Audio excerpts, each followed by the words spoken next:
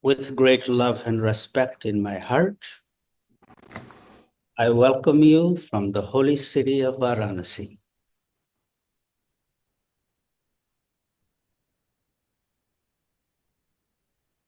The Ganges is flowing, sun is rising, people are bathing in the river, birds are chirping, life is just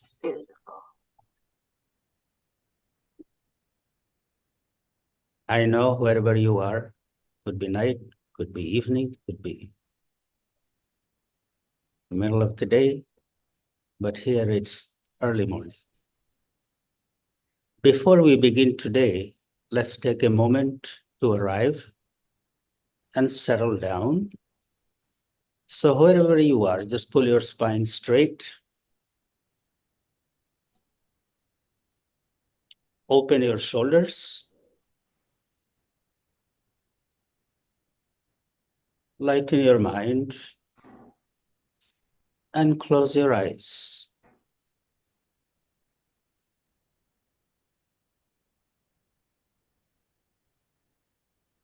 Invite that peace, calming, cooling sensation in your eyes.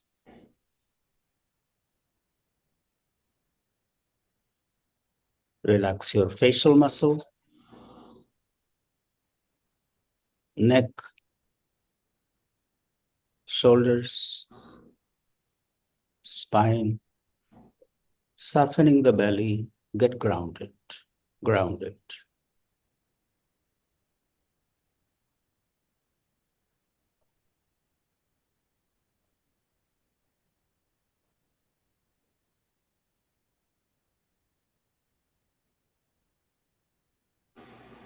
Connect with the breath.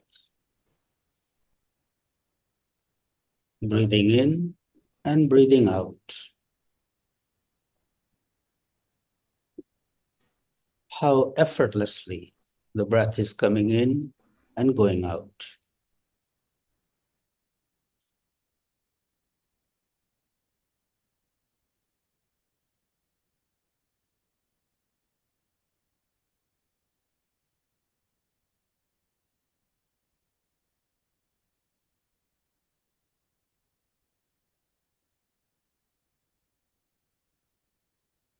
All the restlessness settling down, just the way sand settles in a glass of water.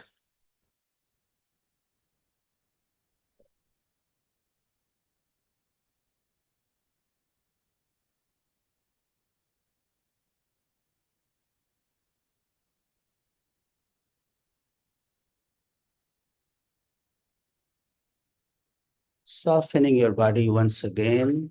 Welcome a nice deep breath, pulling your spine a little straighter.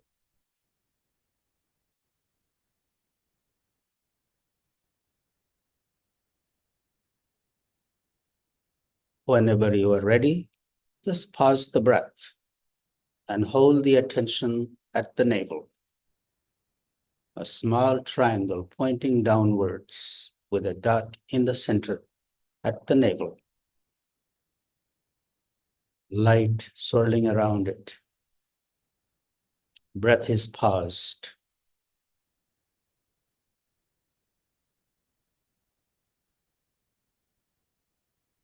Before you begin to stress out, just release the breath.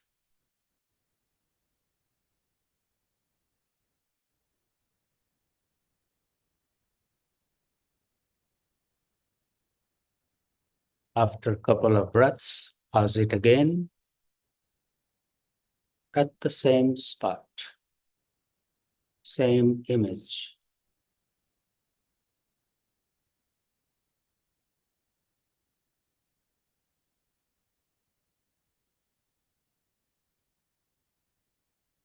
When you are pausing the breath, holding it in, you'll experience a little tension. Release that tension, soften it.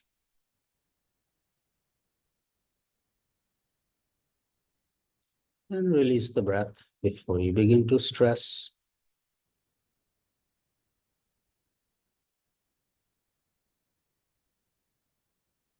Whenever you are ready, we'll do it once again. Pausing the breath, holding the image of the triangle pointing downwards with a dot in the center at the navel.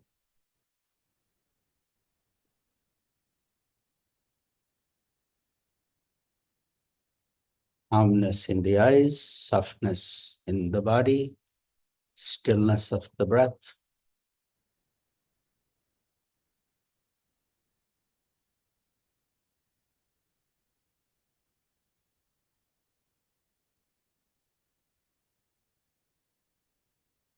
And releasing the breath gently without any jerk. Very smooth inhalation and exhalation.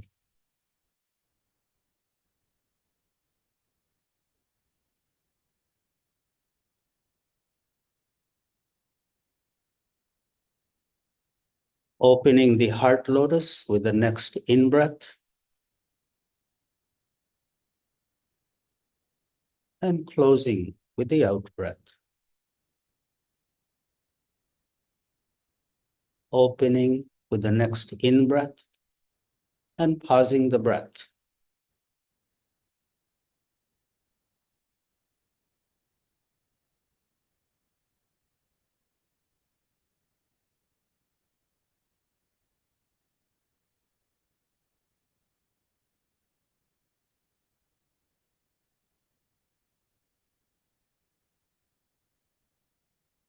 Releasing the breath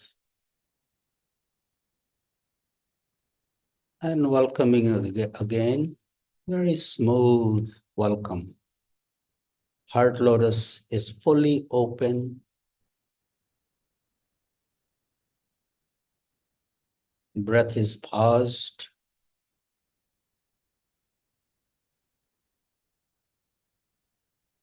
Golden light filling the dome above the heart lotus.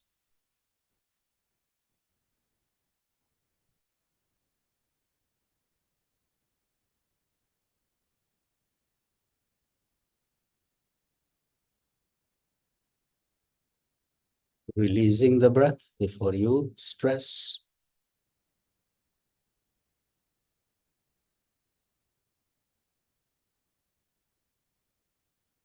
And pausing again.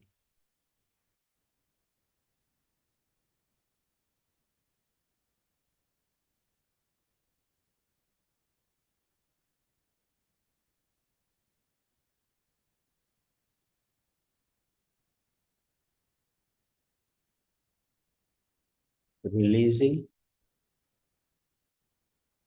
and welcoming.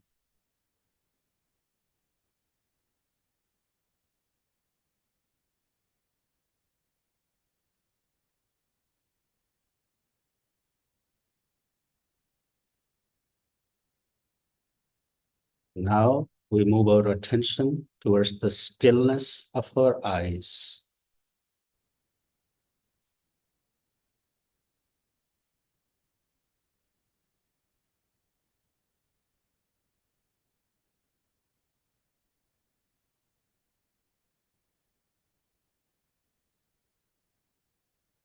Mind is resting in the center of the forehead. We pause the breath. Stillness of the body, stillness of the breath, stillness of the eyes, stillness of the mind.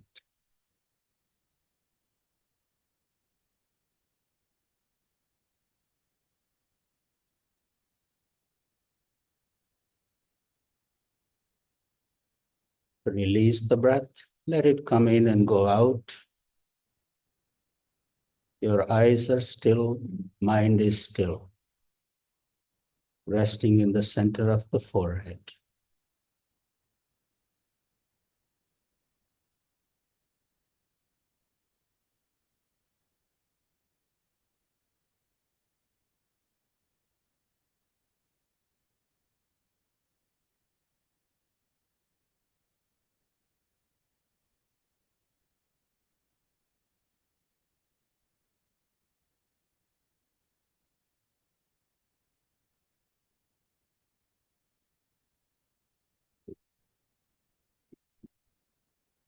And slowly we open our eyes.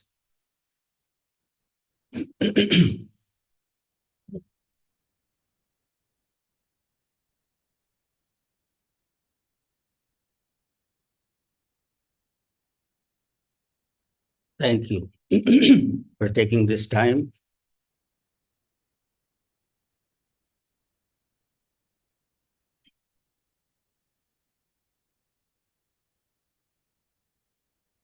We are all aspiring to grow in our spiritual life. We make so many different kind of efforts.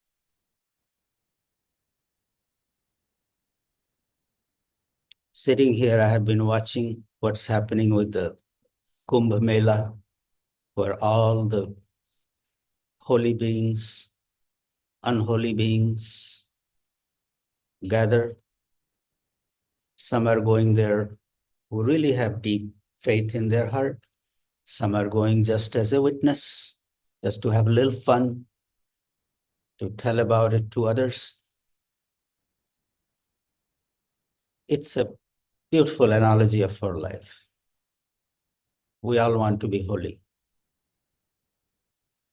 but only we know how holy we are and what kind of effort we make.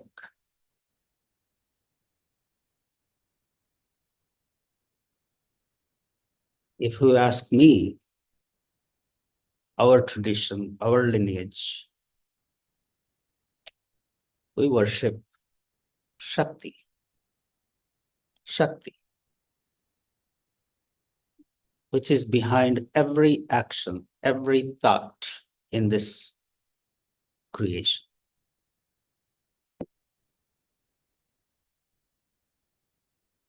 May we be able to see that presence in everything. And if I worship it,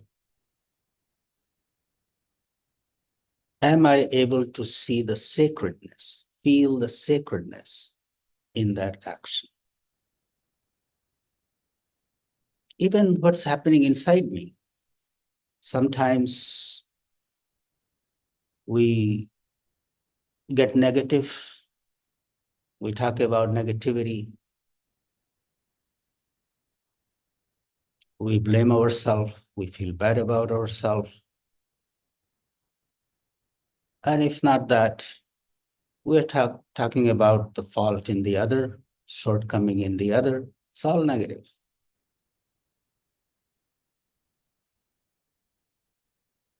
How much energy it takes. That energy that I have, that could be directed towards creating something. If not creating, at least enlightening someone, making someone happy, making someone inspired, making someone feel good about themselves. That's worship of Shakti.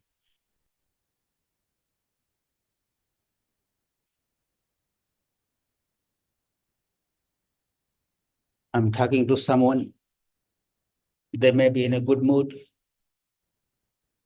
but by listening to me, their mind goes towards something else.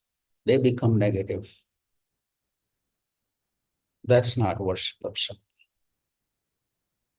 Worship of Shakti is if the person I meet leaves a little inspired after meeting me.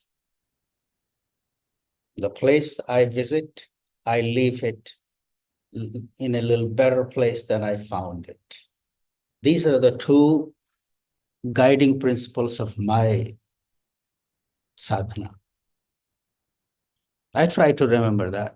I can't guarantee that everybody lives happy after meeting me, but that's always I am keeping in mind. Sometimes I forget being human, and we all forget. Please remember, whatever I say to you, whatever I share with you, I come from a place of being human. I'm not holier than thou. I'm just like you, a human being has same aspirations. We are all in the same boat. We are all in the same boat. And this boat is floating on the river. If I am harsh with somebody, I'm negative towards somebody, they don't feel good, they start moving in the boat gets a little turbulent. And so that's the way the life is. Someone asked me, Babaji, what does it mean to be a sadhu in our tradition? I said, in our tradition, being a sadhu really means always having the wellness of the other in our heart. May all be happy. May all live to their full potential. May all live an inspired life. There is no other person that I want to put down or make feel bad or good. Or the moment we are doing that, we are really, it's an expression of our own dissatisfaction, unhappiness inside. It's my own frustration with something that is coming out in that way. Satchidanand, Sat Chit Anand, bliss, joy, happiness, that is our true nature. And it's the same Satchidananda that exists in all, in everybody. The person standing next to me is not different, not separate from me.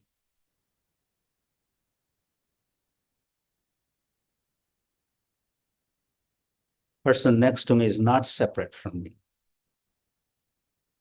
Yes, we are in our human moments and we get into judgment and our individuality, our likes, dislikes, frustrations, inspirations. May we be able to remember that during that meet, that conversation, that we are all the same. Can we stop wherever we are, energetically take a step back, take a deep breath, and try to see that?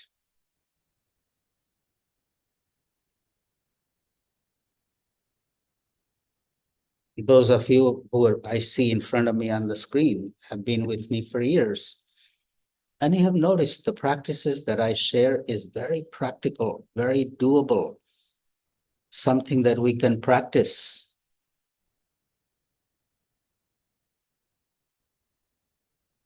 I won't tell you to go and sit on a body that's floating in the river and light lamps and do pujas. All that is useless. That is useless if I'm not looking at myself, if I'm not working towards my inner richness. Please be kind to yourself. We'll slip, we'll fall, but we don't forget that what is our sadhana? Our sadhana is constantly to keep that purity in our heart.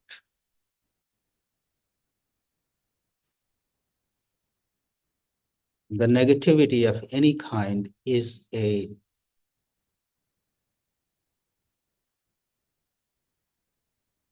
sucks our energy.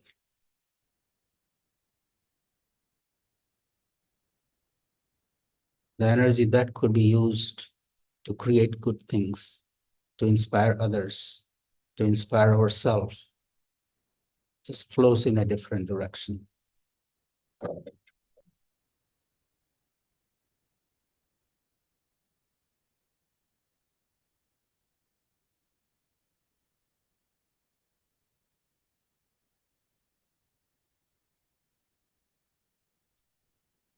I'm in the city of Lord Shiva, Bhagwan Shiva, Kashi, Varanasi, and Shivaratri is coming. Shivaratri is celebrated with lots of big shows. People do it in their own different ways. Shiv Ki Barat, wedding procession of Bhagwan Shiv, happens in Kashi. And what really Shivaratri is all about is the coming together of Shiv and Shakti. It's the night of the wedding. When Bhagwan Shiv is wedded to Parvati, his Shakti, his consort, that is the night. Shivaratri is the night of Lord Shiva's wedding. What does that mean? It's a night to come together with our own Shakti.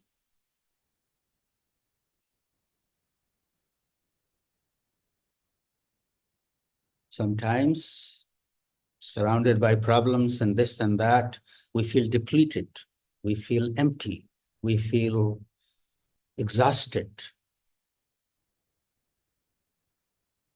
Our Shakti is drained, but Shivaratri is the time to reunite with your Shakti. And how do we reunite with our Shakti? First, by remembering.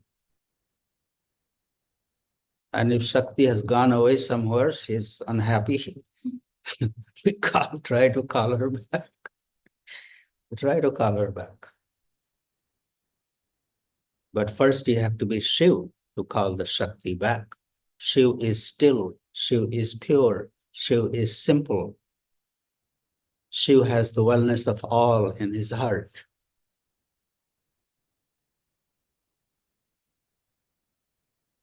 Bhole Baba.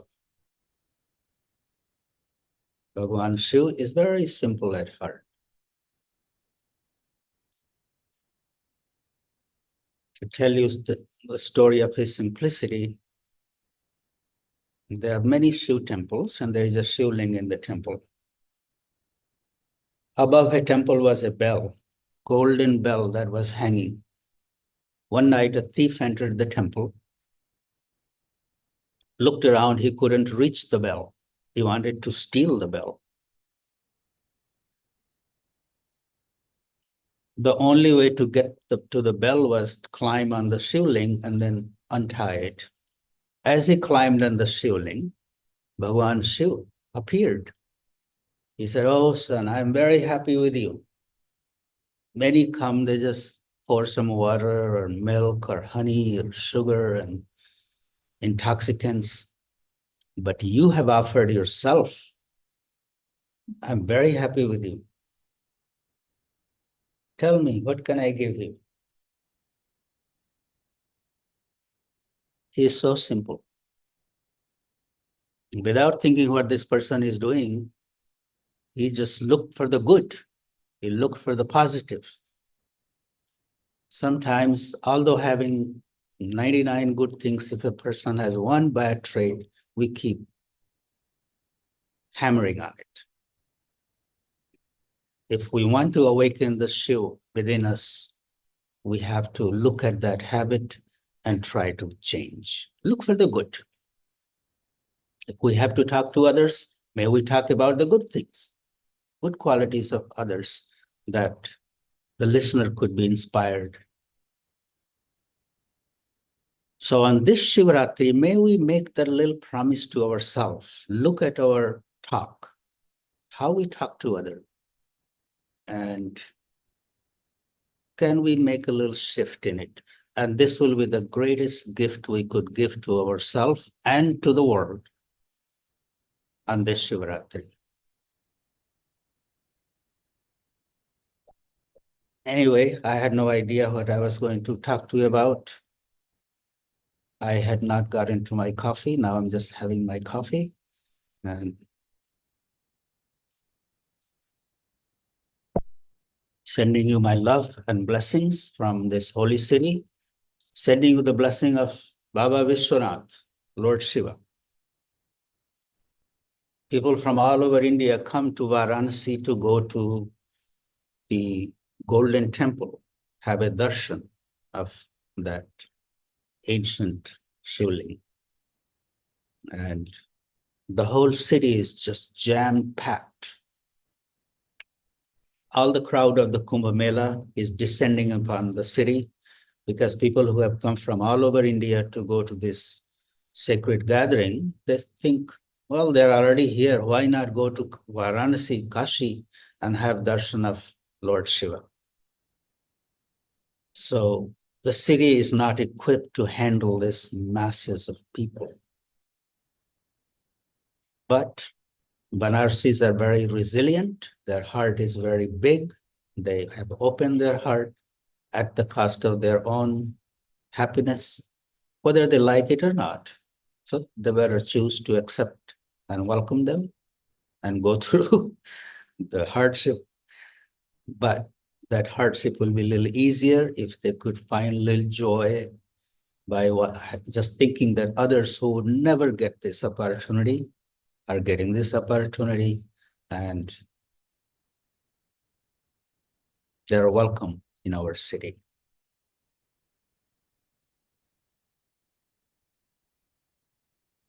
The book Oasis of Stillness has been translated in Hindi. And I was looking at the back cover, and they have chosen one little sentence that Baba had told me in the beginning of my journey. The happiness that you are seeking will keep eluding you as long as you are living only for yourself. The day you set out to look for it in the smiles of others, particularly the smiles that are caused by your actions, you will find it. I bow to that Bhagwan Shiv within you. I bow to that Satchidananda that you are. And thank you for taking this time. I would love to hear if anybody has anything on their mind.